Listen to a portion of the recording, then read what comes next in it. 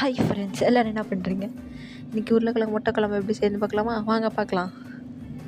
ஒரு கடாயில் எண்ணெய் ஊற்றி கடுகு போட்டுக்கோங்க. அது நல்லா பொரிஞ்சு வரணும். பொரிஞ்சு வந்ததுக்கப்புறம் கருவேப்பிலை போட்டுக்கோங்க. அடுத்து சீரகம், கடலைப்பருப்பு உங்களுக்கு தேவையான எவ்வளோ வேணுமோ அவ்வளோ போட்டுக்கோங்க. வெங்காயம், தக்காளி உங்களுக்கு எவ்வளோ தேவையோ நீங்கள் அவ்வளோ போட்டுக்கோங்க. அடுத்து வெங்காயம் நல்லா பொரிஞ்சதுக்கப்புறம் கொஞ்சம் மஞ்சள்தூள், உப்பு போட்டுக்கோங்க. நம்ம சீக்கிரமாக உப்பு போட்டால் வெங்காயம் தக்காளி சீக்கிரமாக வதங்கிறதுக்காக உப்பு போட்டிருக்கோம். அடுத்து வெங்காயம் வதக்கினதுக்கப்புறமா கொஞ்சம் தக்காளி போட்டுக்கோங்க. உங்களுக்கு எவ்வளோ தேவையோ அவ்வளோ போட்டுக்கோங்க. நான் ஒரு 3 இது போட்டிருக்கேன். 3 தக்காளி 3 வெங்காயம் போட்டிருக்கேன். அடுத்து உருளைக்கிழங்கு நான் 3 எடுத்திருக்கேன்.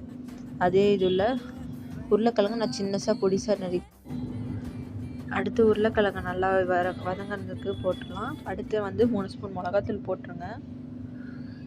உங்களுக்கு இன்னும் கொஞ்சம் காரம் எனக்கு தேவை அப்படின்னு சொன்னீங்கன்னா நீங்கள் 1 ஸ்பூன் எக்ஸ்ட்ரா போட்டுக்கலாம். இப்போ அதை நல்லா கலருங்க ஃப்ரெண்ட்ஸ். யாருக்கெல்லாம் காரம் பிடிக்குமோ அவங்க கமெண்ட் பண்ணுங்கள்.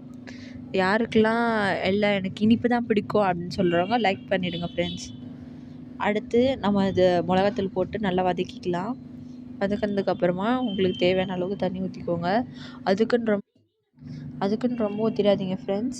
உங்களுக்கு எவ்வளோ தண்ணி வேணுமோ நீங்கள் அவ்வளோ ஊற்றி நல்லா வதக்கி விட்டுக்கலாம். வதக்கினதுக்கப்புறமா கொஞ்சம் ஒரு 10 மினிட்ஸ் அந்த மாதிரி இது பண்ணிங்கன்னா காய் வந்ததுக்கப்புறம் நம்ம முட்டை உடச்சி ஊற்றிக்கலாம். நான் ஒரு 5 முட்டை உடச்சி ஊற்றிருக்கேன். உங்களுக்கு இன்னும் தேவைன்னா நீங்கள் உடச்சி ஊற்றிக்கலாம்.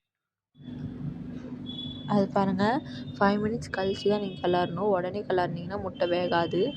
ஒரு 5 மினிட்ஸ் கழித்து அதுக்கப்புறம் அதை நீங்கள் உடச்சி ஊற்றின முட்டையை மட்டும் திருப்பி போட்டுக்கோங்க.